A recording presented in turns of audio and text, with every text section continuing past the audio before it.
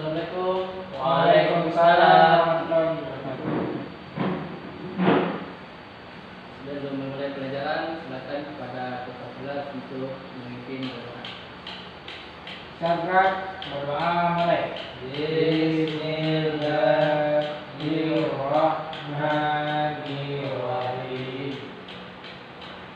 Terima kasih kepada Kepala kelas yang telah memimpin doa untuk memulai pelajaran kita pada pagi hari ini. Baik, Bismillahirrahmanirrahim. Assalamualaikum warahmatullahi wabarakatuh. Waalaikumsalam warahmatullahi wabarakatuh. Bagaimana kabar anda sekalian? Alhamdulillah luar biasa.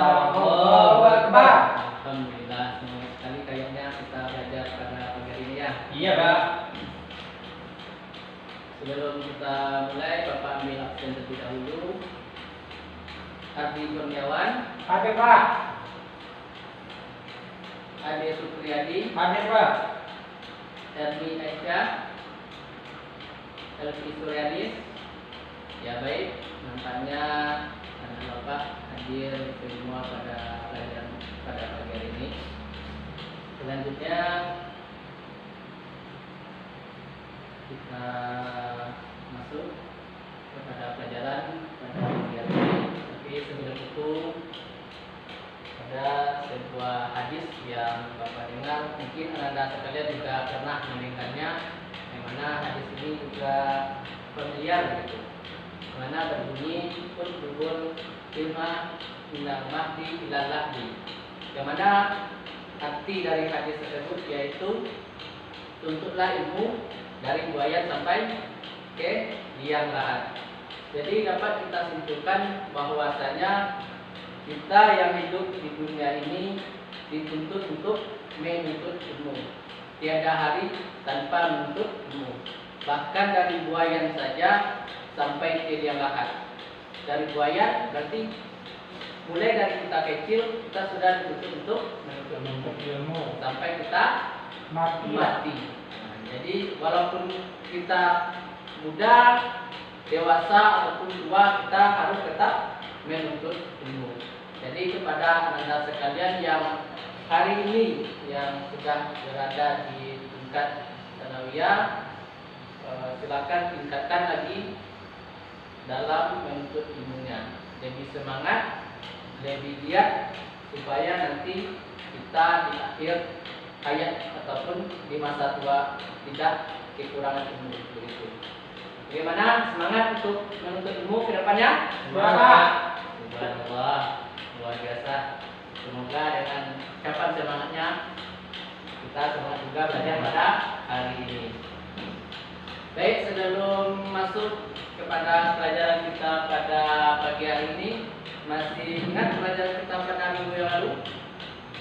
Masih, Pak. Apa? Coba? Tentang sholat. Ya, dia tentang sholat, Pak. Tentang sholat.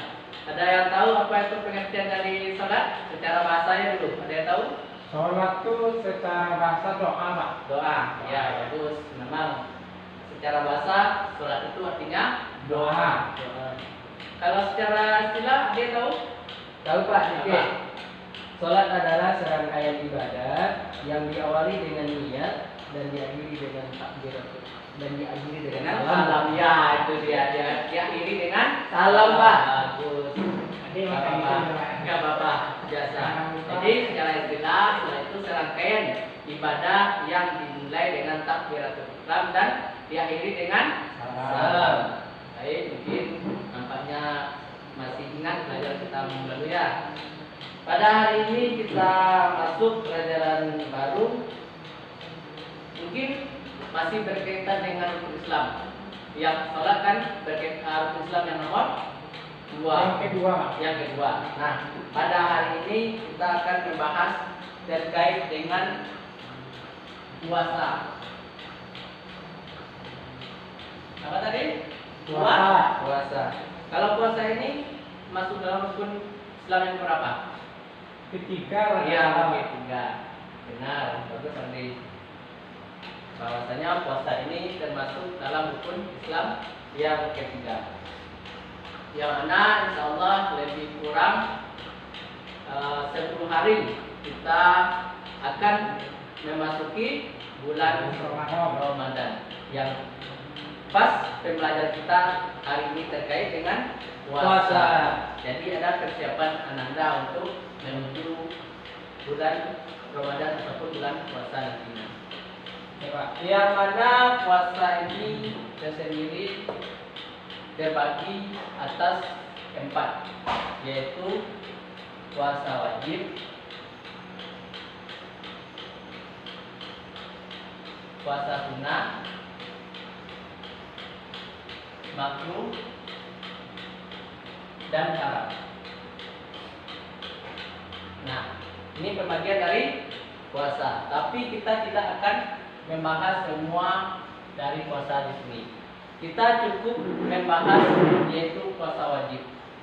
Nah, puasa wajib ini pun ada juga pembagiannya, yaitu puasa pada bulan Ramadan, puasa kifaroh,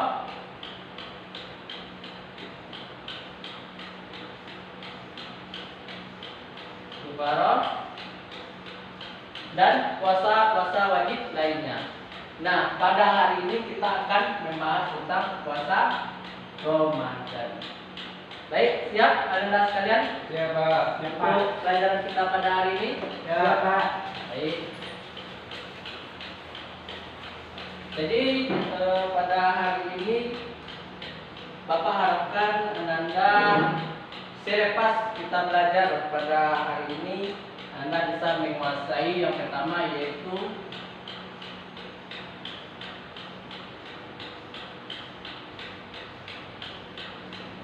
pengertian dari puasa itu sendiri. Yang kedua,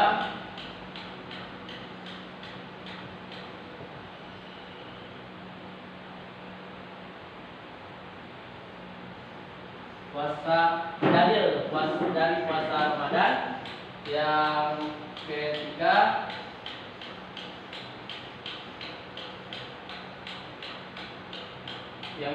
yaitu syarat wajib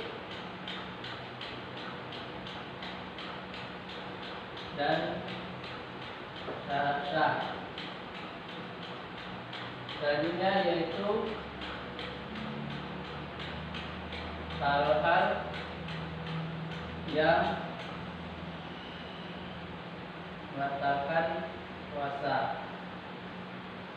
Yang kelima, di syarat ini tambah syarat wajib dan syarat sah dan rukun.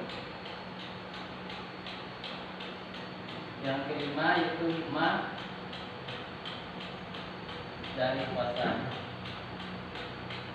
Nah, inilah yang Bapak harapkan kepada Ananda sekalian untuk bisa memahami selepas dari pelajaran kita pada hari ini.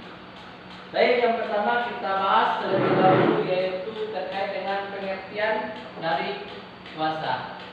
Sebelum Bapak jelaskan, ada yang tahu secara bahasa Arabnya puasa itu? Ada yang tahu? Puasa, Pak. Secara bahasa Indonesia yaitu puasa. Kalau secara bahasa Arabnya ada yang tahu? Tidak, Pak. Tidak tahu? Tidak. Adi tahu? Tidak tahu. Tidak tahu. Baik, Bapak jelaskan. Secara ataupun dalam bahasa Arabnya, puasa ini artinya saum. Apa? Saum. Yang mana saum ini ataupun puasa ini secara bahasanya artinya yaitu menahan. Apa tadi? Menahan dari sesuatu. Nah, itu secara bahasa. Jadi apa? Karena ada satunya apa? kita belum masuk secara istilahnya. Kita masih dalam pengertian secara bahasa. Jadi secara bahasa apa artinya tadi? Menahan dari sesuatu. Nah, itu secara bahasa terlebih dahulu. Masuk yang kedua yaitu secara istilahnya.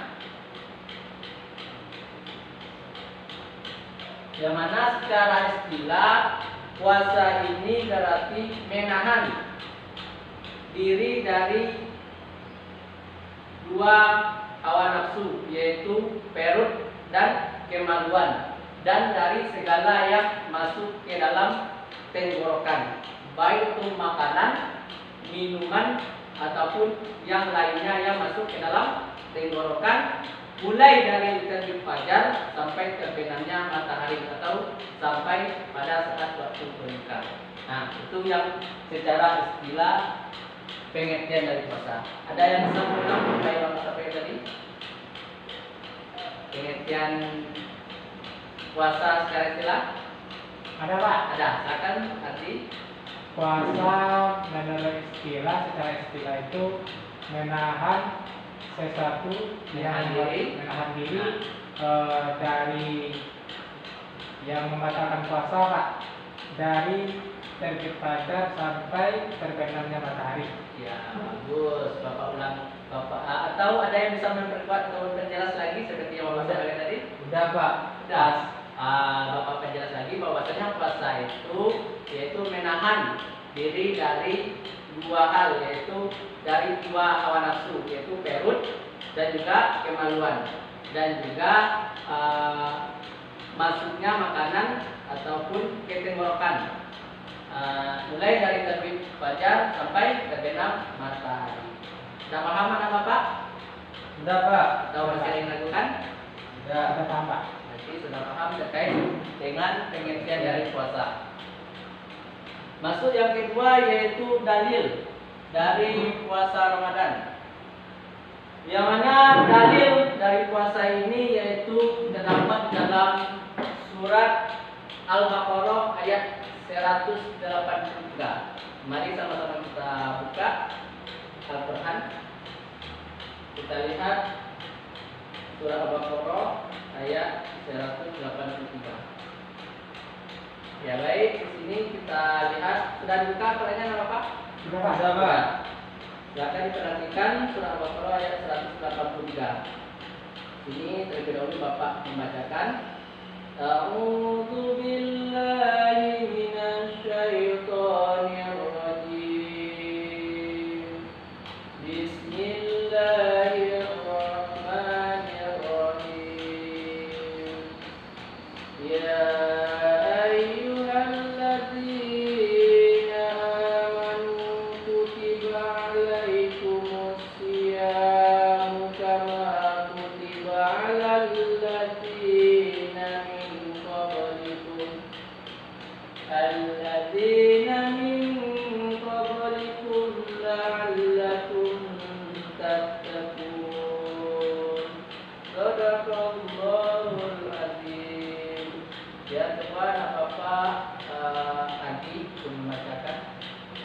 Ulang lagi. Iya, ulang lagi.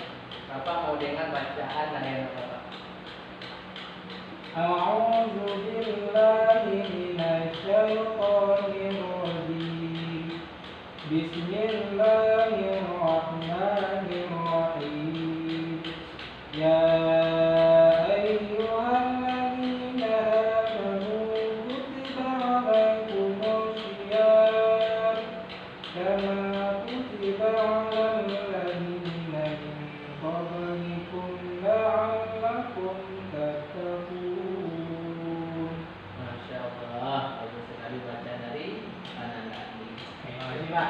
Silakan anak Adi untuk membacakan artinya, kita lihat artinya. Sebentar Pak. Ya, silakan.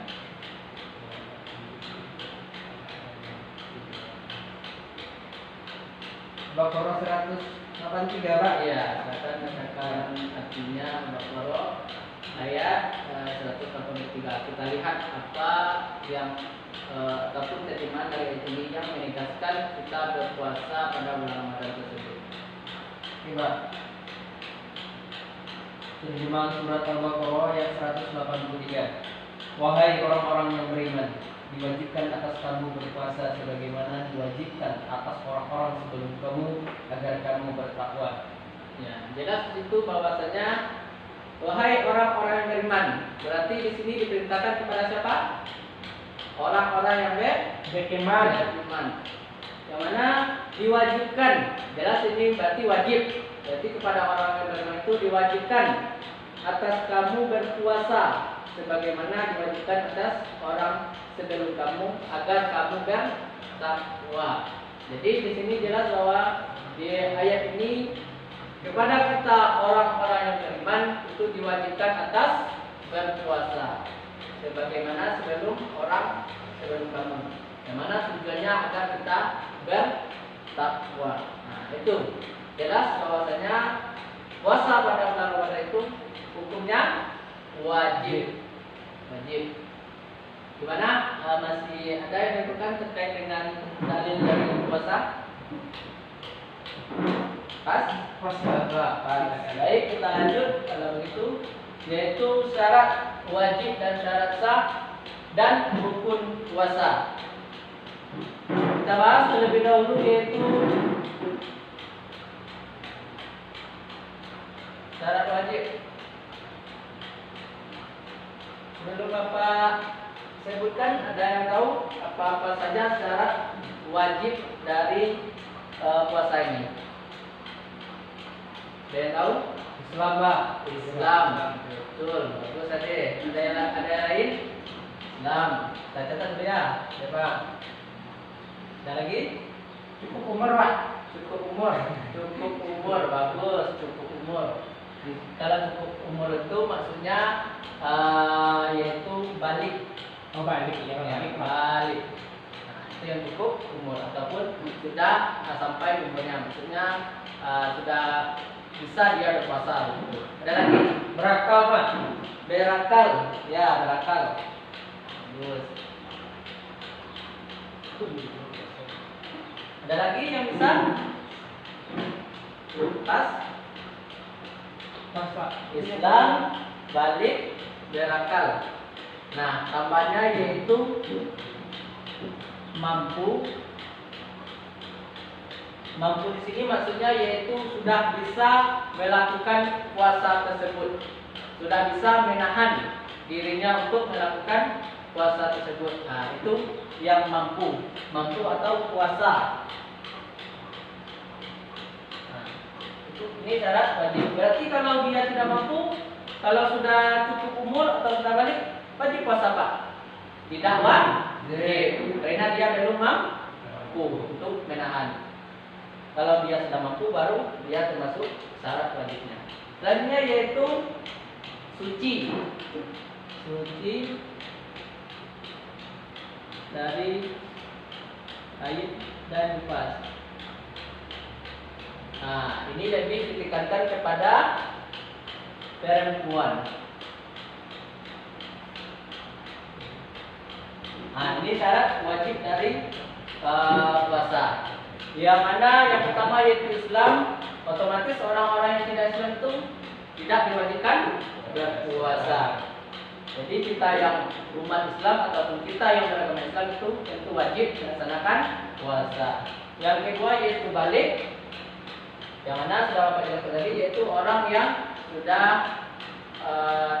remaja ataupun sudah cukup umurnya untuk melaksanakan puasa. Yang ketiga yaitu berakal, orang yang sudah tahu dengan yang baik ataupun yang buruk, atau sudah mempergunakan akalnya, bukan sekedar ini baik ini buruk, bukan sekedar baik buruk saja, tapi sudah mengetahui ini baiknya, ini keuntungannya, ini jeleknya, ini mudaratnya. Nah, itu yang berakal. Yang keempat yaitu mampu atau puasa, sudah bisa menahan dirinya untuk melaksanakan puasa.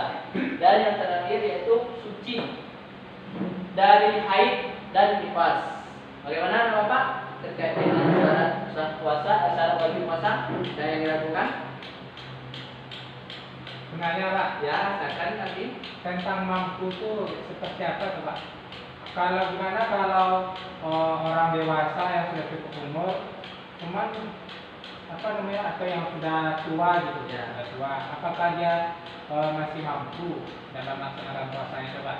Ya, di sini berlaku mampunya di sini yaitu untuk orang yang untuk orang yang sudah tua, dan mungkin juga untuk orang yang menyusui atau ibu yang menyusui. Bahwasanya kalau dia sudah balik, berarti dia tidak mampu lagi untuk melaksanakan puasa, maka dia membayar fidyah. Nah, itu. Jadi diganti dengan membayar fidyah. Contohnya orang yang umur 80 tahun, dia kan sudah balik tuh. Nah, nggak bisa dia nahan untuk melaksanakan puasa lagi. Berarti dia membayar fidyah. Begitu. Gimana? Ada yang tanya lagi terkait dengan syarat wajib puasa? Tidak, Pak. Ada. Pak. Ada Iya, ya? ada. Enggak, Pak. Pas. Baik, selanjutnya yaitu syarat. Tadi syarat wajib, syarat sah. Yang mana syarat sah ini tidak jauh berbeda dari syarat wajib. Yaitu yang pertama Islam, yang kedua itu tamyiz, maksudnya tamyiz, yang ketiga suci dari haid dan nifas, dan yang terakhir yaitu bukan pada hari yang diharapkan.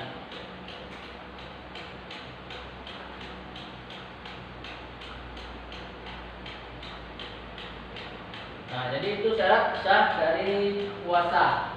Yang pertama yaitu Islam, yang kedua tamyiz, yang ketiga suci dari haid dan nifas, dan yang keempat bukan pada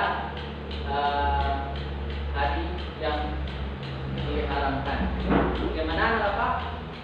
Ada pertanyaan? Sejauh penjelasan Bapak pada hari ini? Ada Pak. Nah, silakan. Hari yang diharamkan itu maksudnya gimana? Hari yang diharamkan itu yaitu bahwasanya kita tidak boleh puasa pada hari-hari tersebut. Nah, itu hari yang diharamkan.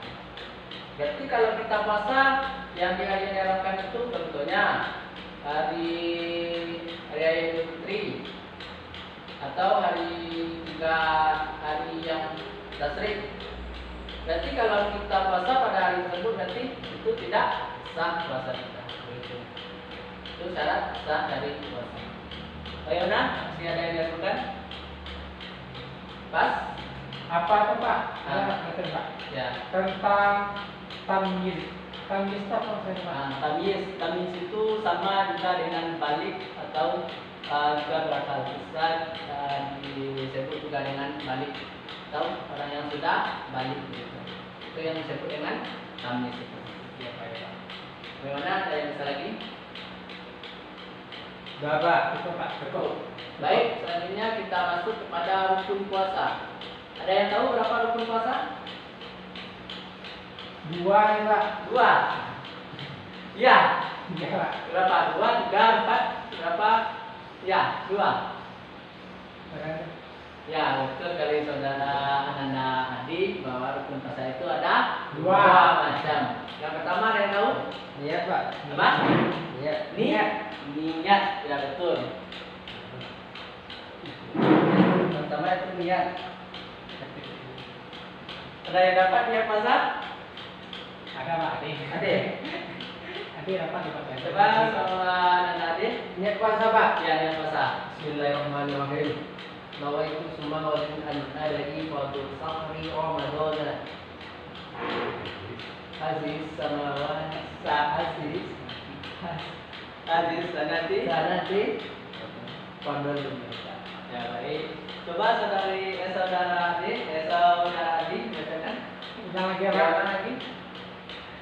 Nawaitu somawadin an adai fardu sahri Ramadana haji sanata fadlillahi ta'ala. Diulang lagi ya, Ade. Iya, Pak. Sama bacaan dia niatnya supaya nanti pas ketika sudah masuk bulan Ramadan tidak salah lagi. Oh iya. Karena segala perbuatan yang kita lakukan itu tergantung dengan niatnya. Jadi kalau kita tidak berniat, apakah sah puasa kita? Tidak. Yang namanya rukun kalau sudah hilang rukun itu sudah tidak sah. Tidak sah. Nah, itu niat. Berarti niat tadi yang pertama. Berarti tidak apa, alhamdulillah sudah hafal semuanya. Berarti tinggal mengulang ataupun memperbaiki bacaannya lagi. Selanjutnya yaitu yang kedua, saya tahu rukun dari puasa. Menahan Pak. menahan dari apa deh? Nahan dari apa? Makan, Pak. Dari makan ya. Tadi Kalau berarti menahan segala sesuatu yang membatalkan puasa, Pak. menahan dari segala sesuatu yang membatalkan puasa. Ya, sampai dari terbit fajar sampai terbenamnya matahari. Ini bagus.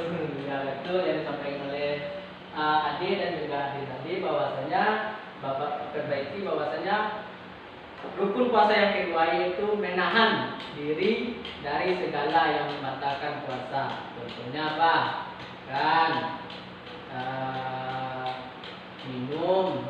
Contohnya mungkin dalam suami istri berhubungan mulai dari terbit fajar sampai terbenamnya matahari. Jadi cara ringkasnya itu menahan diri dari segala yang membatalkan puasa mulai dari terbit fajar sampai terbenam matahari. Tahu Pak terbit fajar itu kapan? Ada yang tahu nama Pak? Fajar itu Terbit fajar itu kapan? Nah, nampak pagi itu, Pak. Apa? Bayang-bayang merah di ufuk Ya. timur tuh, Pak. Ya betul. Adi ada yang tahu? Lebih Sama kayak Ade. sama. Ya betul apa yang disampaikan oleh Ade tadi. Memang kalau sudah nampak bayang-bayang merah itu artinya sudah terbit fajar. Tapi kalau hari kelam atau mau hujan nggak nampak kan? Nah, yang menandakannya itu lebih apanya? Yaitu azan pada subuh hari. Berarti ketika sudah azan subuh berarti kita tidak boleh melaksanakan makan dan minum. Nah, itu waktu fajar sudah terbit itu. Gimana Bapak? Sudah paham terkait dengan rukun dari puasa tadi? Ada yang tanyakan? tidak ada, Pak. Tidak, Pak. Pas ya. Baik, kita masuk lagi yaitu hal-hal yang membatalkan puasa. Hal-hal yang membatalkan puasa. Di dalam ketika puasa mungkin pasti ada yang bisa membatalkan puasa kita. Betul? Benar, Pak. Benar kan? Jadi atau ketika puasa tahun kemarin ada batal puasanya. Ada, Pak. Ada lagi, Pak. Kenapa puasanya? Buka, Pak. Ya. Ada, Pak. Jadi ketika kita berpuasa itu pasti ada hal-hal yang membatalkan puasa kita. Yang mana diantaranya hal-hal yang membatalkan puasa tersebut yaitu yang pertama yaitu makan dan minum dengan sengaja. Nah, berarti ketika kita makan dan minum dengan sengaja, berarti otomatis secara tidak langsung puasa kita sudah batal. Itu yang pertama, berarti makan dan minum secara Sengaja. sengaja. Yang kedua yaitu murtad. Ada yang tahu apa itu dari murtad? Tahu, Pak? Apa? Adik? Keluar dari agama Islam, Pak. Ya, bagus. Pindah dari agama Islam, Pak. Keluar ataupun pindah ataupun tidak lagi di dalam agama Islam. Nah, itu dia murtad. Berarti dia sudah keluar dari agama Islam, otomatis ketika itu puasanya sudah batal dan dia tidak boleh berpuasa lagi. Karena yang kita berpuasa ini hanya orang-orang yang beriman. Yang ketiga yaitu bersetubuh atau melakukan hubungan suami istri pada siang hari. Berarti ketika orang yang sudah menikah melakukan hubungan istri ketika sehari berarti keduanya suami istri tersebut puasanya batal. Dalilnya yaitu keluar darah haid atau nifas. Berarti ketika perempuan ini dikhususkan kepada perempuan yang setiap bulannya itu datang tamu, ya betul, datang tamu. Ketika sudah datang tamunya itu, ketika dia puasa, maka puasanya seketika itu batal. Paham? Paham, Pak? Paham. Selanjutnya yaitu keluar air mani atau madhi yang disengaja. Nah, ini dikhususkan kepada laki-laki. Ini disengaja. Kalau tidak disengaja gimana Pak? Ya otomatis puasa kita tetap sah. Ini hukumnya kalau disengaja. Yang selanjutnya yaitu merubah niat puasa. Jadi ketika kita puasa, ketika merubah niat puasa ini enggak kepada puasa itu niat kita lagi, maka ketika itu puasa kita sudah batal. Yang terakhir yaitu hilang akal karena mabuk, pingsan, gila. Nah, ketika orang sudah pingsan, jika tidak sadar lagi, ataupun orang mabuk, ataupun orang gila, nah, ketika itu puasanya juga batal. Nah, itu beberapa hal yang dapat membatalkan puasa kita ketika kita sedang berpuasa. Gimana Bapak? Ada yang meragukan atau ditanyakan terkait dengan hal-hal yang membatalkan puasa? Tidak, Pak. Pas? Pas. Baik, selanjutnya nanti kalau sudah pas, sudah paham. Yang keempat, yang tadi yaitu hikmah dari puasa. Yang mana hikmah dari puasa ini ada beberapa, yaitu yang pertama membentuk manusia yang bertakwa, sebagaimana dalil yang dijelaskan dalam artinya yang tadi yaitu mudah-mudahan kamu bertakwa, la'allakum tattaqun. Sesuai dengan dalilnya yaitu membentuk manusia-manusia yang bertakwa. Nah, itu hikmah dari puasa. Jadi ketika kita melaksanakan puasa tersebut, otomatis kita sudah terbentuk di dalam diri kita itu orang-orang yang bertakwa. Selanjutnya yaitu puasa sebagai benteng atau perisai dari segala macam tipu daya setan. Jadi ketika kita puasa itu membentengi diri kita dari hal-hal yang mungkin maksiat ataupun hal-hal buruk lainnya, ataupun dari hal-hal yang dikerjakan oleh setan. Nah itu. Jadi membentengi, dapat membentengi diri kita dari hal-hal yang buruk, yang sebagaimana yang dikerjakan oleh setan. Selanjutnya yaitu sebagai ungkapan rasa syukur kepada Allah. Jadi di sini sebagaimana kita yang hidup di dunia ini, tidak semua kita yang merasakan mungkin makan enak, bahkan tidak makan sekalipun. Nah di sini kita bersyukur, kita merasakan bagaimana orang-orang yang tidak makan di luar sana. Disinilah hikmahnya salah satu dari puasa tersebut.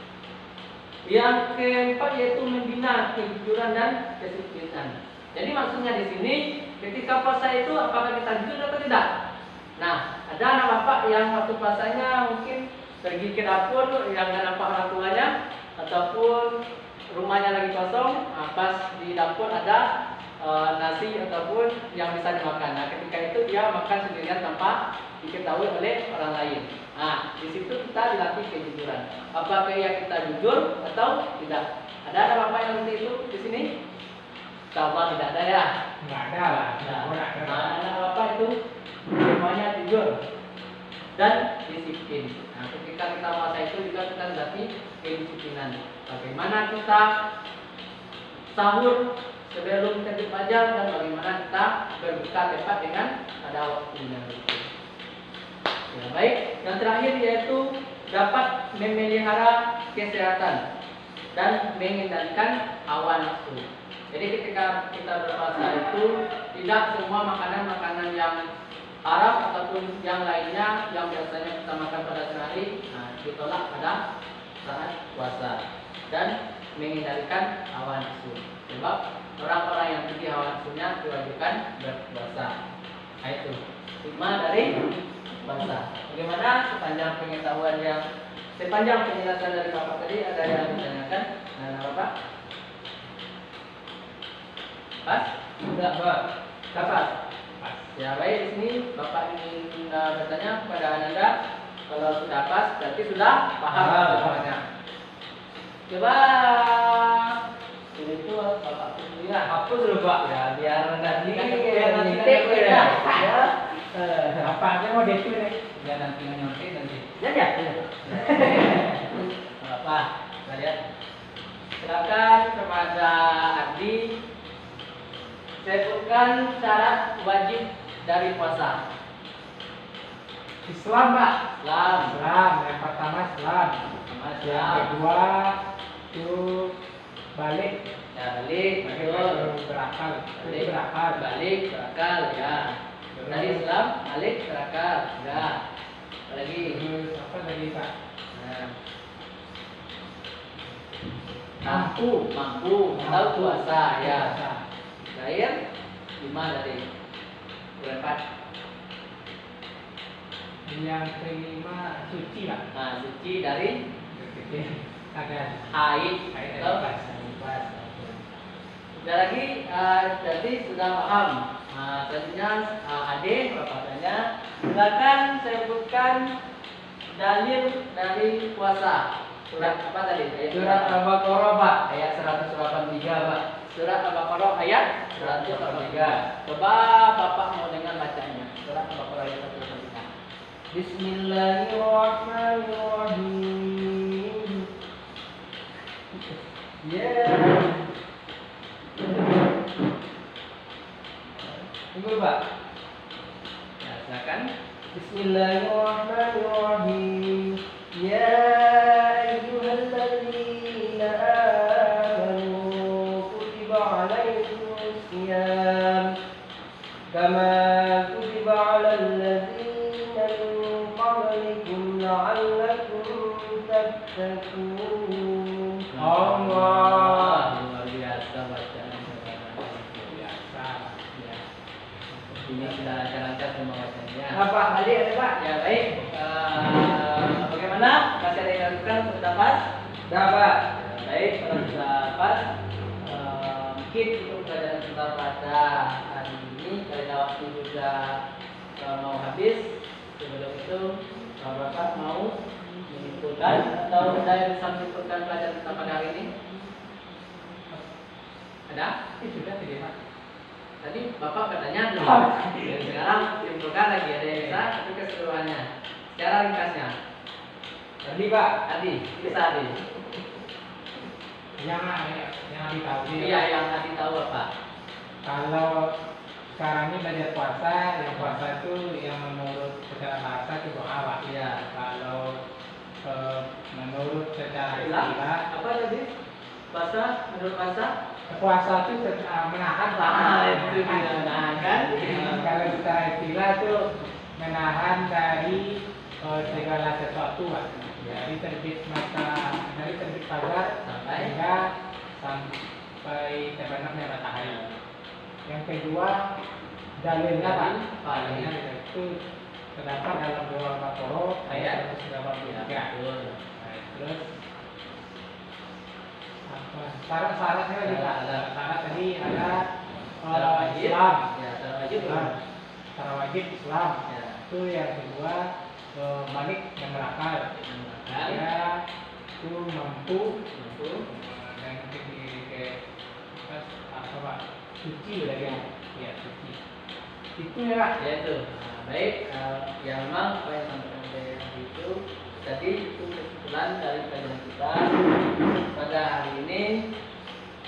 Baik dari Bapak, itu saja, dan untuk minggu depan silakan pelajari pelajaran kita terkait dengan puasa sunnah, ya. Iya Pak. Silakan dipelajari terkait dengan puasa sunnah. Sebutkan apa saja dari puasa sunnah.